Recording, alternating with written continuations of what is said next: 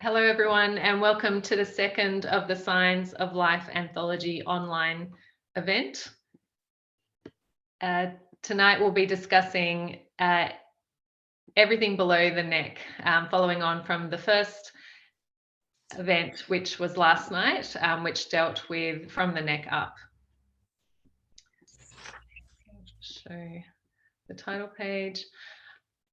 I'd like to begin by acknowledging the traditional owners and custodians of the land where I am today, the Gadigal and Bidjigal people of the Eora Nation, and I pay my respects to their elders past and present. So today we're joined by some of the contributing authors for the Signs of Life anthology, which was recently released. And we'll go around, they're joining us from all over the globe. So we'll introduce you to them now and get an idea of where people are dialing in from. So we have Janey Runci. Hi, I'm in Melbourne, Australia. Excellent. Steve Cushman. Hey, good morning. North Carolina, United States. What time of day is it where you are? 7 a.m. 7 a.m. Oh, it's yeah. Bright and early. I should say, so I'm in Sydney, Sarah Sasson, and it's just gone 9 p.m. where I am. So we have Jann Everard. Morning. I'm in Vancouver Island, Canada. Oh, beautiful. Also on my list of most wanted places to go once pandemic is over. We have Nicole Zelnicker. Hey, I'm also in North Carolina, in the States. Excellent, welcome. Scott Dalgarno. Portland, Oregon, formerly Utah. Excellent. And what time is it where you are? 4 a.m. Just lovely. Oh, you're looking very fresh for 4 a.m. Sorry, it was impossible to get a time that was perfect for everyone, but you look like you're an early riser. Just checking if we have Rukiatu. No, she might join us later. Annette Freeman. Hi, I'm on the screen as Annette Higgs because I changed back to my birth name, but I'm Annette Freeman in the anthology. I'm in like the third month of the latest COVID lockdown, but here in my cozy house. So, Welcome. We have Peter Mitchell. Evening. I'm in my office in Lismore on Bundjalung country in northern New South Wales, Australia. Nice to see you, Peter. And we have Rachel Burns. Hi, so I'm from Durham, England, but I'm currently on holiday near Peterborough, which is sort of just on the outskirts of London, I guess. Excellent. It's And 12 noon. And you're in a literary tent there. I'm very impressed with your internet connection. It's quite good. Yeah, touch good, it's cold enough. All right, so the format of this event is each writer will have 2 questions, the first relating to their piece in the anthology, and the second is more broadly speaking about the writerly life. So we're starting with Janey Runci. Janey, in The Man from St. Jude, your protagonist is caught between 2 conflicts of arranging respite care for her son despite his resistance, and also the demands of a writing student who shows up unexpectedly on her doorstep. What were you trying to convey by the juxtaposition of these 2 tensions? Thanks, Sarah. I'm actually going to read the answer because this is quite a big question, I think. Anyway, I'll just read to you the answer. The next one I could do a bit ad-lib, but this one.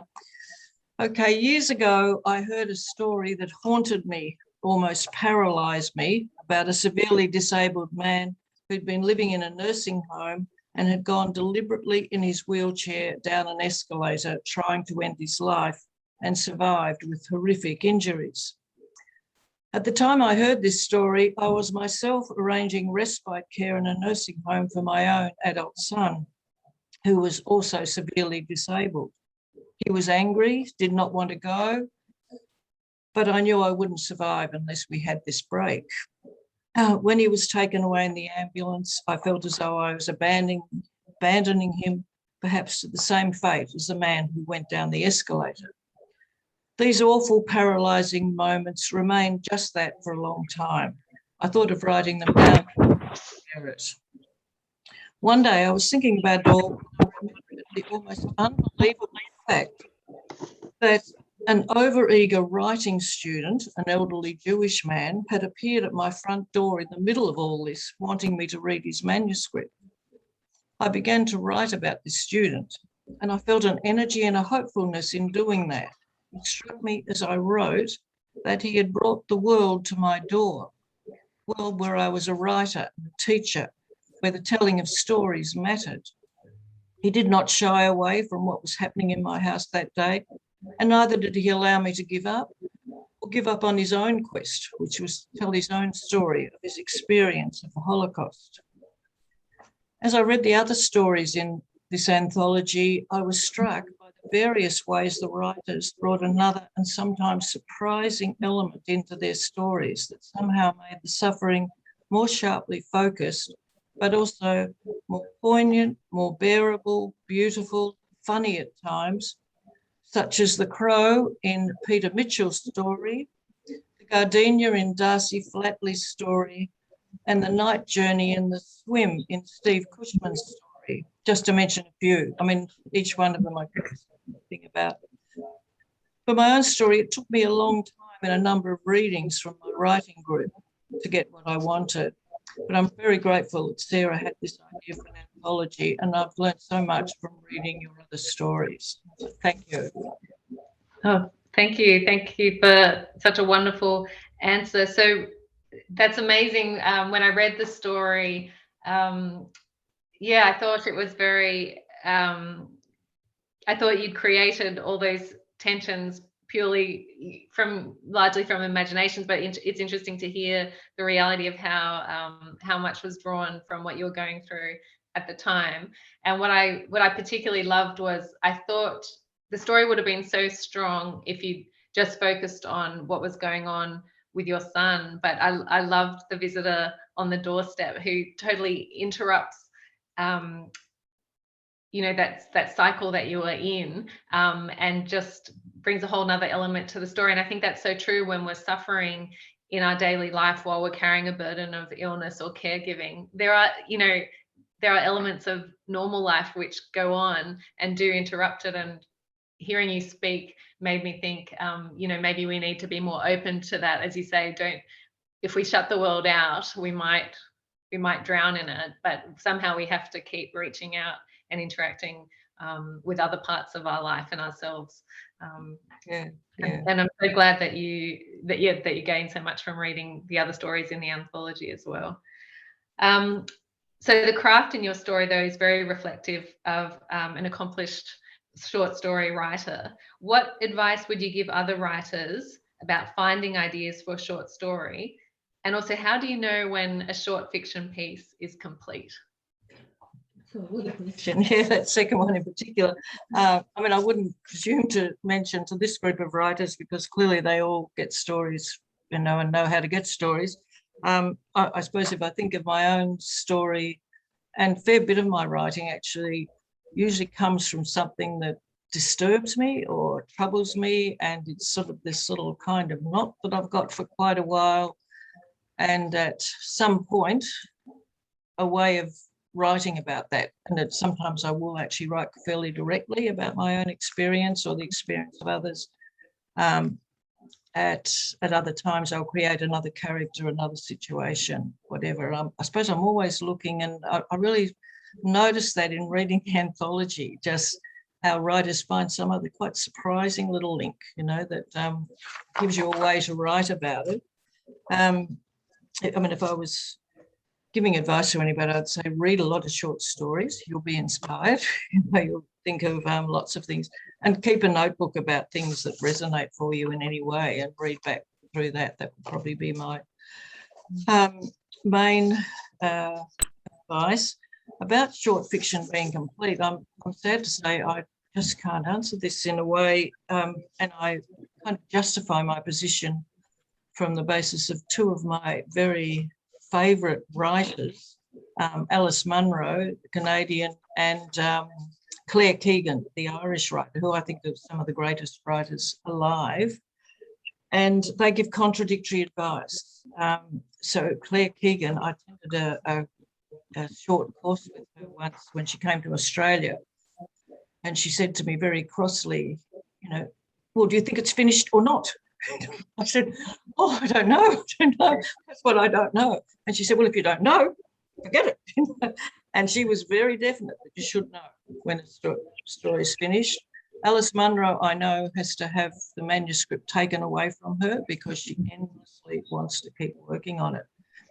And I think of some of my stories that I wrote years ago and that even did very well, but now I look at them and think, oh my God, you know, I think I'd write that differently. I suppose the answer I give is that it's you've done as well as you can at that time, and it's at that time that matters. You know, I've rewritten stories years later where I've suddenly seen, no, this was the nub of that story, and I've changed too as time goes on. I guess I wondered if you were one of those writers who felt that click of like, yes, it's finished now, or or whether you're someone who keeps toying with it and keeps playing with it. It could depend on individual pieces, I suppose, as well. It does, and it isn't always a good sign for me when I feel, oh, that's great. You know, I think later. I just wanted to finish with one. You mentioned before how a lot of your ideas come from things that disturb you, and I think I write a bit like that too, where I'm trying to figure something out. But do you find catharsis in the process of writing after you explore it? Do you feel like you've put some of that disturbance to bed?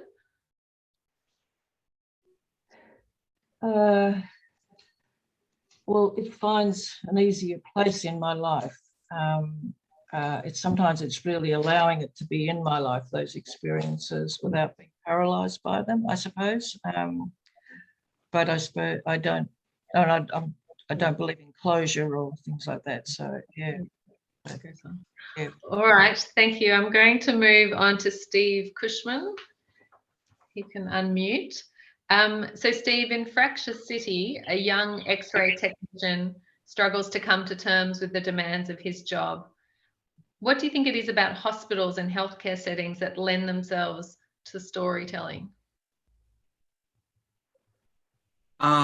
Well, thanks, Sarah. Thanks for including my story, and thanks everybody for being here. Well, I think, you know, as somebody who's worked in hospitals for about 30 years now, I think that, you know, hospitals sort of represent life and death trauma, right? I mean, people are born there, people die there.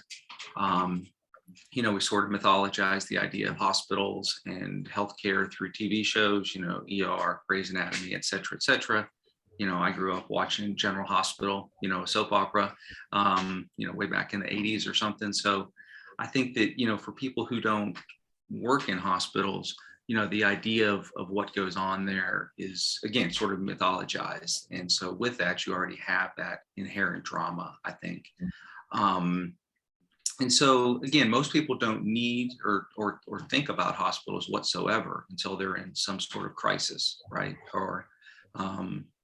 And so, again, I think because it's this thing over here, people mythologize it maybe the same way, and it's because it's something we can't experience, maybe similar to like detective novels, right? So you read a really good detective novel, and most of us don't get to be detectives and don't get to, you know, I don't know if anybody here gets to be a detective or solve, you know, crimes or murders or that kind of thing. That's interesting to us, right? Because it's the other, it's something we don't really get to see. So I think because of all of those reasons, I think it is, you know, for good or bad, it's just packed with drama and the idea of that.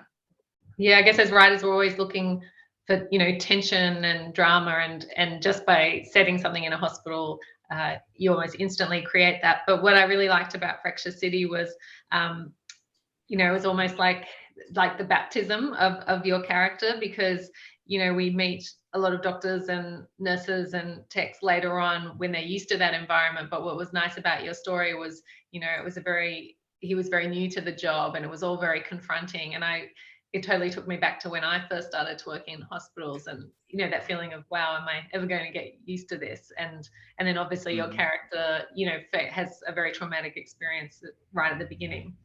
So I was really interested as we started emailing to understand that you originally published the story in a collection of your own work by the same name, and I'm just so thrilled that it's now had a new lease on life in our anthology as well. But I just wanted to understand where your writing journey has taken you in the years between the stories' two publications.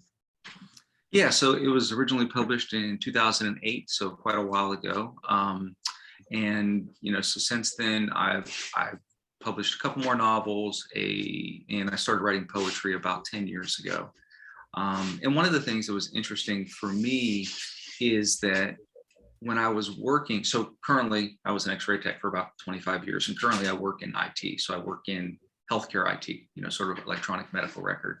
And I didn't write a lot of those types of stories or poems when I was actually in the clinical setting, right? And I think because if you're in that and you're immersed in that, it seems a lot less, maybe interesting is not the right word, but it doesn't seem like material. It doesn't seem like sort of grist for material until much later. So it really wasn't until I started in sort of hospital administrative type of stuff that those stories came to me. You know, I mean, the last thing I wanted to do after working a 12-hour shift was come home and watch, you know, ER or Grey's Anatomy. I mean, like, you know, that's just not, you know, or Life in the ER. I mean, that's just not what you're because you know, that's what you're living. And so again, it wasn't until I left that the material seemed, you know, it's like something I wanted to write about.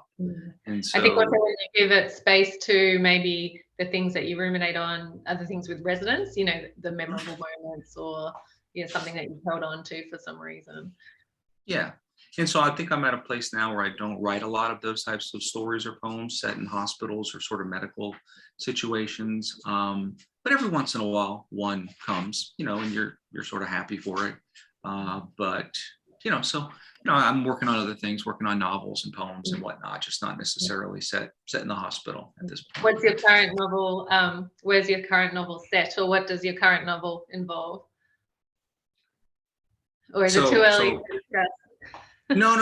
It's so the novel I'm working on now is a father and son novel. And the reason I smile is because, while I just said I don't really write about medical situations, the character is a X-ray tech.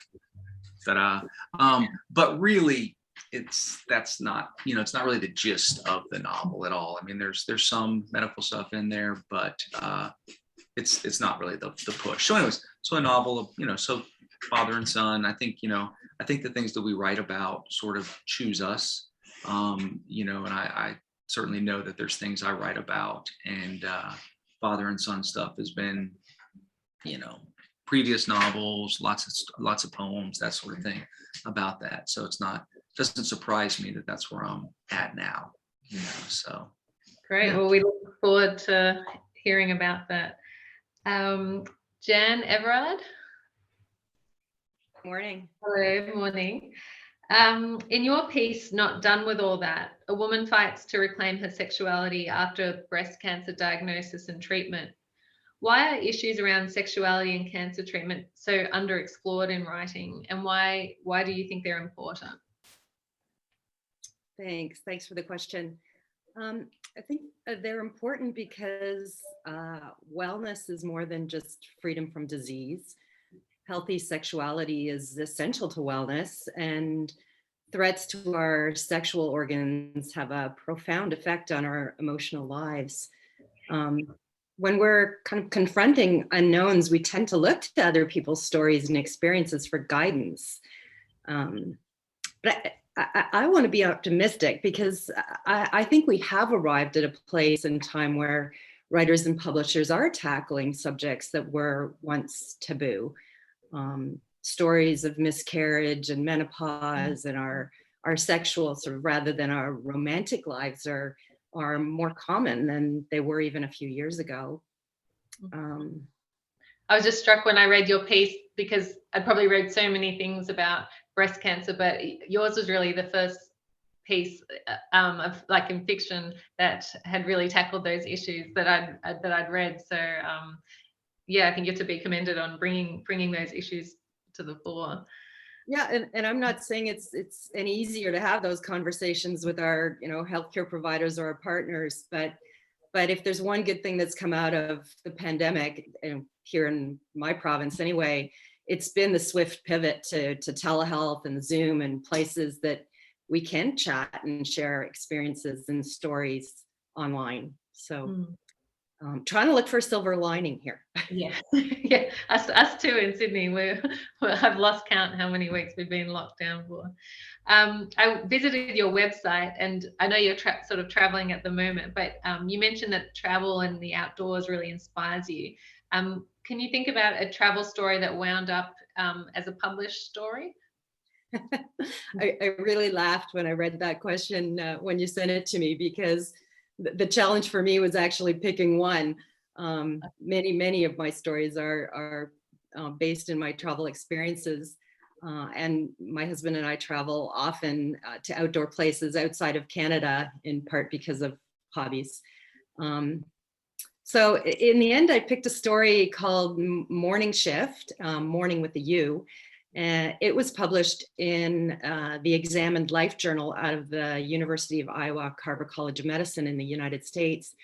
The US has, understandably, because of its size, many more journals than Canada that are kind of at the intersection of healthcare and fiction. I think here in Canada, we maybe have one. In Morning Shift, the main character is a young woman who's recently witnessed her mother die in pain that wasn't well managed. She's out cross-country skiing, and while she's out skiing, a hunter illegally shoots a deer and leaves it alive and suffering. The woman struggles with what to do, and so she sort of contemplates how we humanely euthanize animals in pain, and she has had that experience with a pet. So she prepares to actually strangle the deer with a bootlace and put it out of its misery, all the while thinking about her mother. The story ends with us sort of wondering whether she's going to follow through. I mean, clearly the outdoors featured in this story, but I also wrote it at a time when I was working in research ethics at a Catholic hospital. And it was just as medical assistance in dying was being introduced in Canada. So like others, much of what I write reflects on the big questions, but for me, nature is often a place of solace or a place to reflect. And you mentioned that, I mean, travel sounds like such an integral part of your life. How have you found the last couple of years with international borders closed? Have you found that sort of affecting your world? Definitely. My well, I actually ended up staying here on Vancouver Island for much of last year, even though it isn't my principal home, in order to look after an elderly family member. So I wasn't at home for 6 months of the last year. And we did actually lose a couple of big trips. My eldest son got married last year. He did manage to get married, but we were supposed to go abroad after the wedding to visit with his new wife's family. So we all missed doing that. And yes, we're anxious to start, but we're also feeling like it's not quite time yet. Thank you. I've got Nicole Zelnicker. Hi. Hello. In your story, Thicker Than Water, it illuminates health equity issues and the plight of incarcerated women through a study of one woman who needs to be treated for haemophilia. What influenced your decision to set your story in a penitentiary?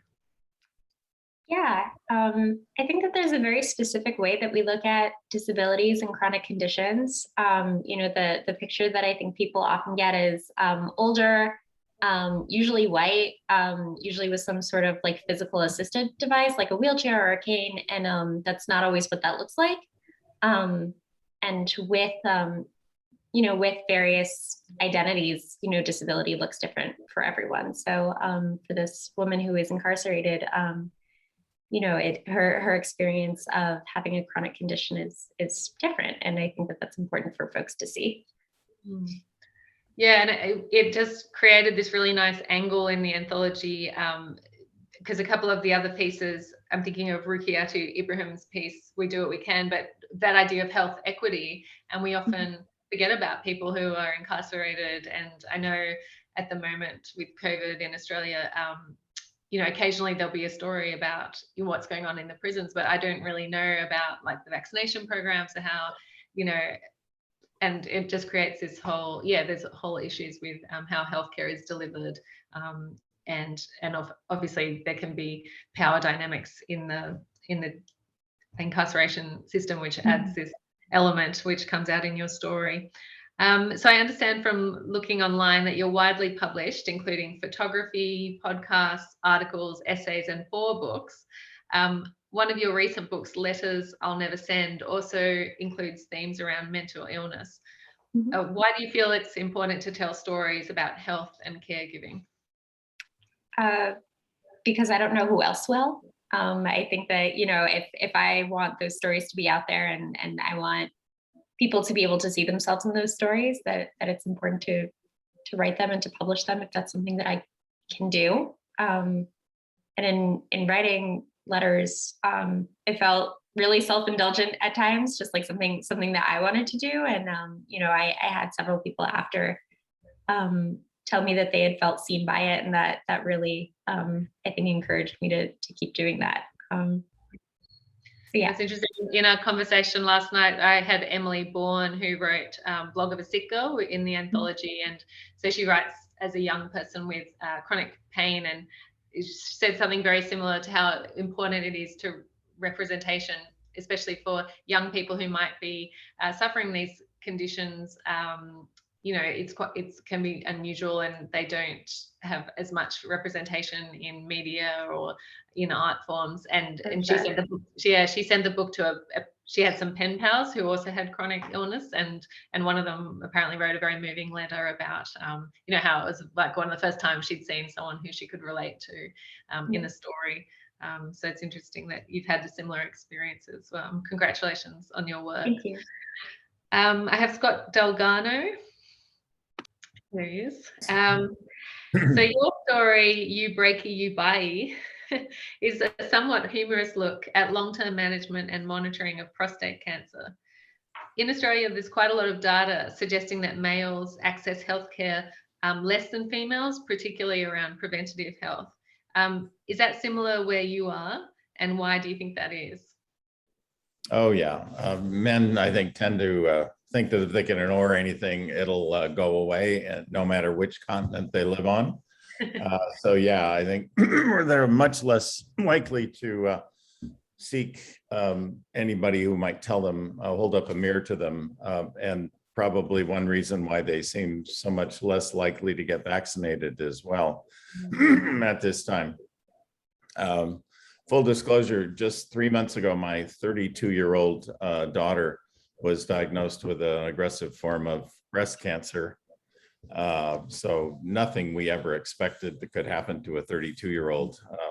And she is just looking at it square on, not blinking. Maybe one reason is she's a nurse.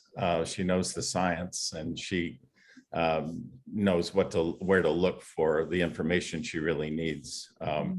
And I've just been, she's become a hero to me in some ways because of that, and fighting not only for herself, but for her 2 children, aged 3 and 1, which is part of the reason she didn't know she had breast cancer when the diagnosis came down. One story to expand on this to a degree and maybe give it some depth. I'm a Presbyterian minister. That's my day job.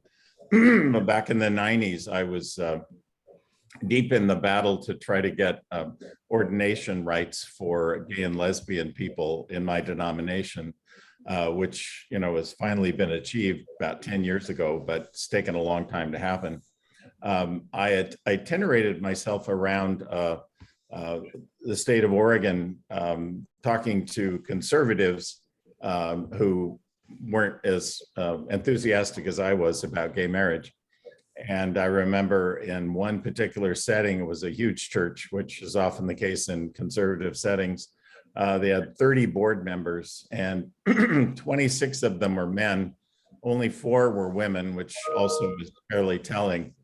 But as I was giving my reasons why I didn't think the ordination of gay and lesbian people was in any way anti-Christian, not one of the 26 men would look at me in the eye. All 4 of the women it was a laser contact, eye contact. And I just thought, oh my God, this has got to tell me something.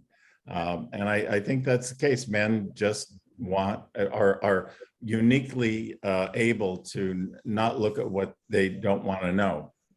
And maybe, you know, that's an adaptation in battle or something. I have no idea where it comes from, but I don't think it serves us well in going deeper in life at all. It's interesting because in your piece, one of the things that's striking is, you know, the fact that it's a prostate cancer and it's kind of attacking, you know, his manhood, or, you know, it's down there. It's kind of like this very primal part. But I really liked how the character was both vulnerable, but then also used humor. And my second question is, you know, do you think humor is kind of a survival mechanism? Because I felt that with your character, like that was a way that he was going to get through this. So the lens in which you told that story, you know, it was darkly humorous, but I also felt that it helped the character get through things, sort of seeing the funnier side or darkly funny side. No question. If you can laugh at something, can it possibly kill you? That's a really big question. But I think we deal with it all the time. And I'm noticing my daughter, her ability to look straight on at what's going on with her also has enabled her to laugh at it, or the laughing at it has enabled her to look at it straight on. I'm not sure which, and maybe there's a little of both going on there. It's kind of delusional thinking, right? To think that how can it kill you if you can laugh at it?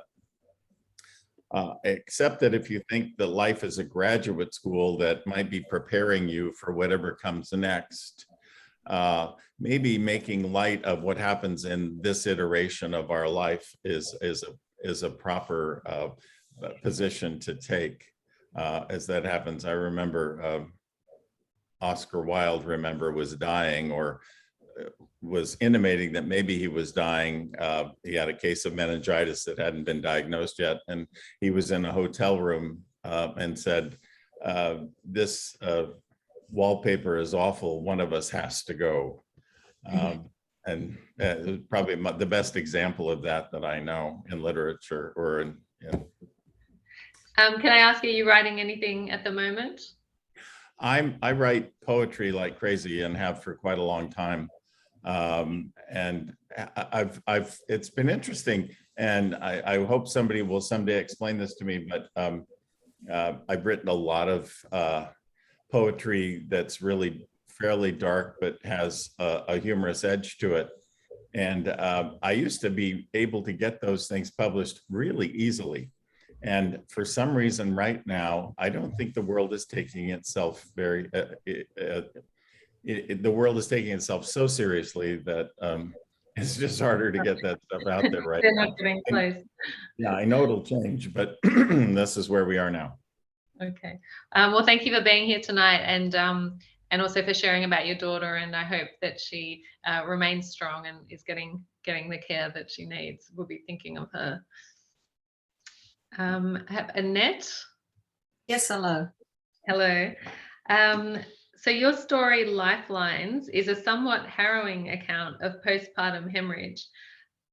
When I read your piece, I was interested because of a general lack of writing around the complications of childbirth. And as Jann alluded to towards before, you know, there are these gaps in the literature often around women's health. Why do you think that is? I don't know why that would be. Just anecdotally, I think, well, most mothers I know remember the details of births that they've experienced really granularly. They really remember everything. In my case, my experience was 35 years ago, and I didn't write that story until a couple of years ago. And I can remember it like it was yesterday. So it's something to do, I suppose, with the level of trauma or the intensity of the experience, whether it turns out well or not. Why aren't they told more often? I don't know. Perhaps it's the same way Mother Nature helps us forget the bad parts of childbirth so that we can enjoy the baby and concentrate on the baby and have more babies. Because if you really could remember some of those traumatic experiences, you would never have another baby. and you know, the race would die out. But perhaps also there's a cultural expectation there that mothers get on with things. There's a, you know, primal need for a mother to get on with things, that is to look after the baby. And maybe that kind of cultural zeitgeist takes the focus away from the experience of the birth. I don't really know. I can't answer the question, but your question did remind me of an amazing and gut-wrenching depiction that I came across not long ago of a death in childbirth. And it was fictional, and it was from an author from whom I least expected it. It was Ernest Hemingway. You may know the final scene in A Farewell to Arms. It's absolutely gut-wrenching. No, I don't know, but I don't want to read it now. Oh, you should. It makes you cry. I'm sure it will. I guarantee it will. But it was... I was a little taken aback that an author that's known for kind of a bit of a macho image could write such a tender and delicate kind of depiction of childbirth that went wrong. So, well, no, I have to say I connected with your piece. With my first child, I had quite a traumatic birth experience, and then I started writing back with gusto during my extended maternity leave, and I wrote about the experience and was surprised that it got picked up quite quickly for publication, and it just made me think, you know, I think a lot of women don't write their birth stories when they are traumatic. I think there is this silence about it, and I can't, because when I talk to women, when I talk to other mothers, they'll often tell you all the gory details of what went wrong, but it doesn't seem to make it out into the world. And I felt very strongly about sharing what I went through. And so when I picked up your piece, I was, you know, it moved straight to the top of the pile, because I do think it's important to share some of the realities. But we did manage to have a Signs of Life book launch in Sydney, and I had the pleasure of meeting your son, who's actually the baby in the story. And then I also pointed out my children who were there, who featured in my piece, Unlearning. And it made me think, what are the potential landmines when you're writing about family members or people you know, and how do you navigate that? Well,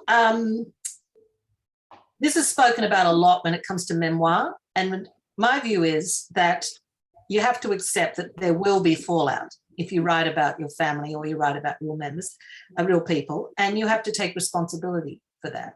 And you need to decide what your stance or strategy is going to be. And that's going to be different depending on your story, of course, and the people involved. Your strategy could be anything from showing your work to those involved and letting them read it and have a say, right up to don't publish anything until somebody passes away. and a lot of different things on that spectrum. Some people manage to write their own story, completely omitting the fact that they have siblings, for example. They just leave them out. But I think that you do have to take responsibility for that, and recognize that what you write will have a fallout for others, and therefore you have to find the right thing to do in the circumstances that you've got. In my case, the other person involved was a newborn baby. And I've got to say, it really didn't cross my mind that little baby had rights. So my bad there. But I mean, in my defense, my son has known that story all his life, I think, because it's been a family story. So he's never expressed any surprise or distress that I wrote it down, and he has read it now. And he was, as I mentioned in the story, he was born the weekend Chernobyl blew up. So as he's turned 20, it's been the 20th anniversary of Chernobyl and so on. So his birth story keeps cropping up in our family. It's one of our family stories. But there is a postscript to this, a recent postscript actually, because during this year, before the anthology came out, Evan started to donate blood and plasma, just as a kind of public spirited thing he decided to do. And I was given 6 units of plasma and 4 units of blood in that birth experience, which saved my life. And he said to me when he was telling me about his most recent donation, I think I've nearly given back as much as you were given. And at first I thought, oh, that's sweet. And then I thought, no, that is really more than that. It's really profound, because it started me thinking about connections and generations and community and blood. It was a literal connector, but also a sort of metaphor for the people that had donated back in the year he was born, that saved me for him. And now he's giving back, and who knows where that will go. And because I was left chronically anemic from the experience, I've never given blood myself. Mm-hmm. But here he is, the baby, giving it back on behalf of us both. Well, that's a lovely full circle finish to the story. Thank you. So we'll move to Peter Mitchell. If you can come off mute. In Call of the Crow, the central couple, Pat and Stan, make little adjustments to their lives as a result of Stan's deteriorating health. How does chronic illness affect our most intimate relationships? Can you hear me? Yes. Okay. Contexts are the key to these sets of lived conditions. It follows that those contexts are shaped by temporality, the nature of the chronic illness diagnosed, its severity, degrees of pain, and whether it is ongoing or occasional, and the mobility or not of the ill loved one. Is she, them, or he able to wash themselves? Do they need assistance to do this? Is the individual able to shop and or cook and or do household chores, like washing the dishes or vacuuming the lounge room? The person's physicality is also impacted. Reconsiderations around sexual practices and pleasures and skin-on-skin sensitivities may be enacted. In Stan and Pat's fictional world, the sexual pleasures, intimacies, and physical companionships are affected. The narrative implies that the 2 older gay men sleep in different bedrooms, as Stan is affected by wasting, his weight and muscularity drastically diminished. Stan is all skin and bones, a walking skeleton. It is just too painful for him to sleep with the love of his life, Pat. Early in the story, Stan sits on the veranda. The jagged edges of the bare grey boards poke into Stan. He repositions himself, becoming more comfortable again. His body is too bony for him to rest in comfort for any length of time. Later in the story, Stan sinks into the soft upholstery of the lounge and rearranges himself in as comfortable a position as possible. Even on a soft and luxurious lounge, he is unable to sit comfortably. As the men's physical interactions have been irrevocably altered, Pat's statement, "We are going to shower together like we used to," is the key to the resumption of their sexual play, to the restoration of their past history together, and is, at the same time, the turning point in the story. the present going back to the past brought into the now. I will now turn to a more personal extrapolation in answer to this question. In June 1992, I was diagnosed with a HIV-related non-Hodgkin's lymphoma. During the previous 6 months, I had lived with ongoing pain, an addiction to painkillers, and wasting from 80 kilograms to 59.6, among other symptoms. During these months, I continued working full-time as best as I could. I was still able to function to varying degrees in the usual day-to-day ways. However, later in the 6 months, all sexual desire waned. God hates a pleasurable play and romantic intimacies with other men was sprawled on the floor. Extinct. I didn't even wank. In the latter part of this ravishing time, I met an Irish-Australian man named Bernie. We became part-time lovers, loving confidants. Our initial sexual exploration failed, yet we slept together several nights every week, hung out together, talked constantly. We hugged each other, a physical affection retreat. In the final analysis, I hope that these two accounts, one fictional and the second actual, show that the complexity and contradiction and heterogeneity of the interplays of illness, love, and care.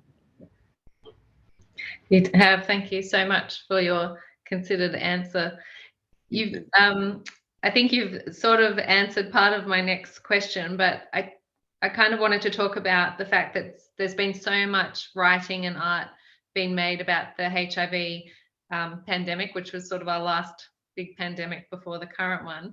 But why are these stories important to keep telling? Okay, I've written an answer which I will read in a moment. It's rather academic sounding, so bear that in mind. It just came out that way when I wrote it. Okay, here goes.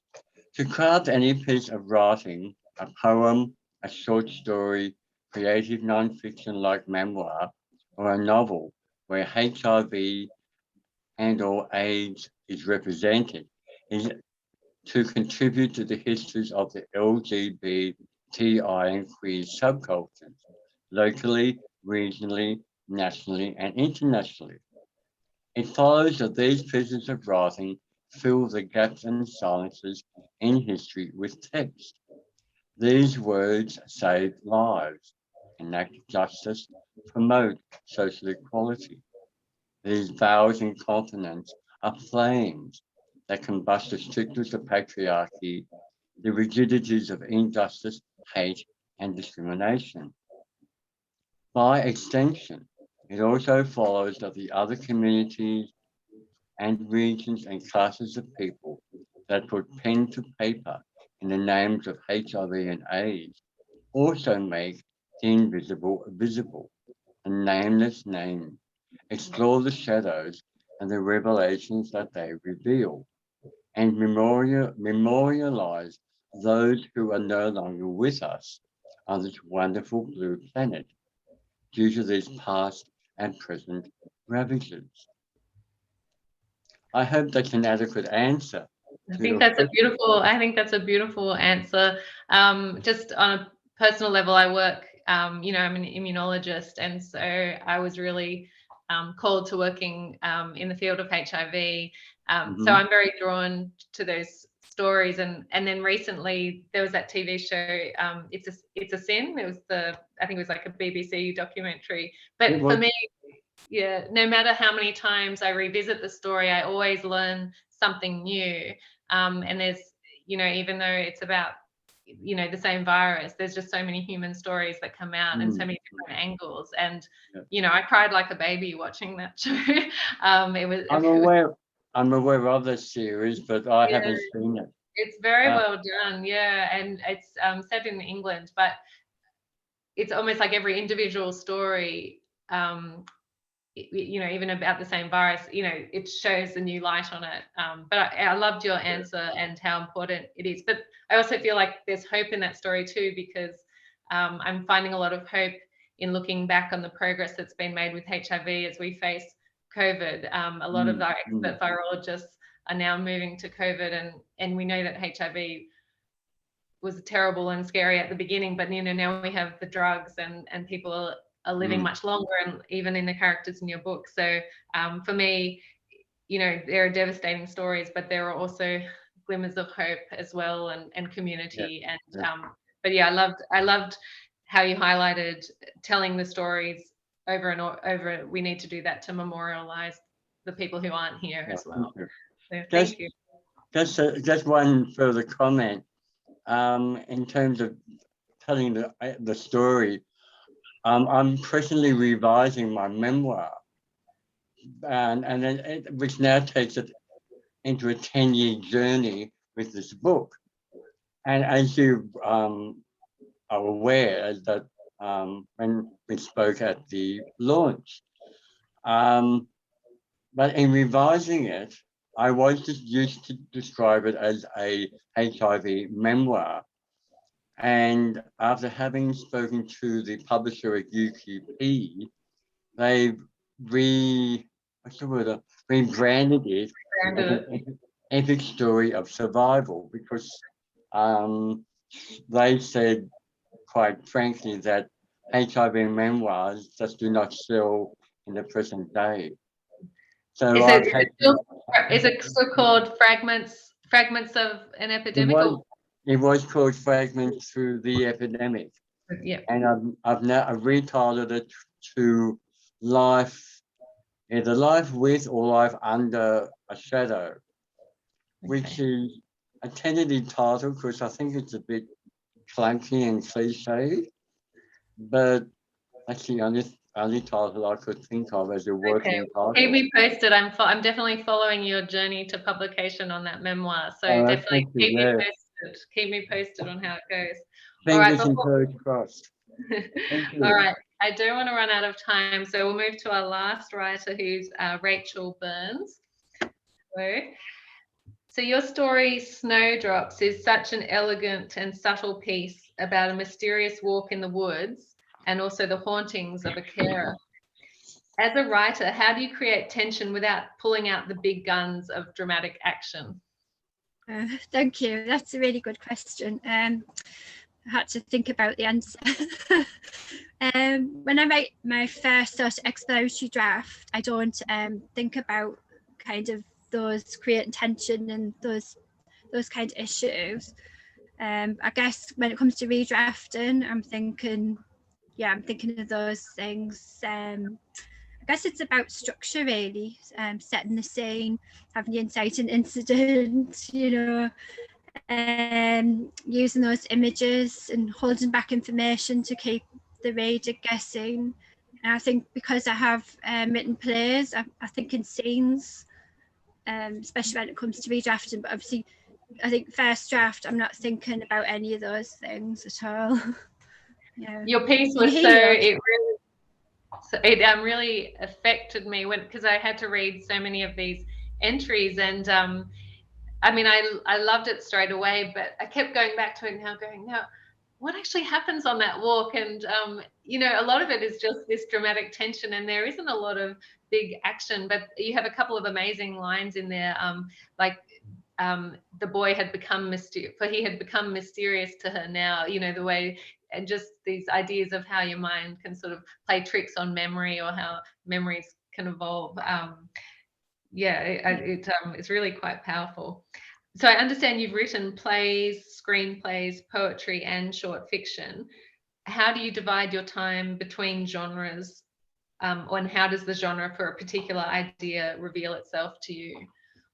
Yeah, I think sometimes it does just come to me that, oh, that would make a really good short story, like something will happen. And times it'll be, oh no, that would make a really good play. I tend to sort of stack projects, so I might have things on the go at the same time, but found during the pandemic last 2 years, I've been writing an awful lot of poetry for some reason, and I've dropped sort of longer. It's like working on a YA novel, and I kind of let that slip a bit and just concentrate on writing poetry. So I think the pandemic made me rethink about my writing, but I love experimenting. So I think having the different things to explores. Are you getting feedback? I am a little bit. So you're mostly writing poetry at the moment, but there is a novel in the works on hold. I'm back to the novel now and the play. I've written the first draft of the play that's on hold, but I'm sort of editing, rewriting the novel at the moment with the mentor. So that's. And what can you tell us a little bit about the novel and the genre, or what the ideas include? Yeah.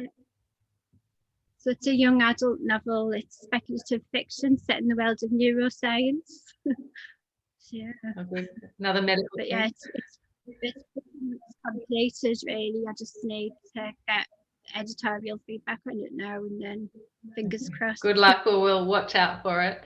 So I just that concludes the questions. I just wanted to end by saying we had over 200 entries for the anthology, and so we're celebrating your publication in it tonight. So I'm a big fan of all of your work. I think you're all exceptional writers, and I found as many of you as I can on social media, and I really look forward to following your careers and your writing, and I'm sure there's lots more of it to come.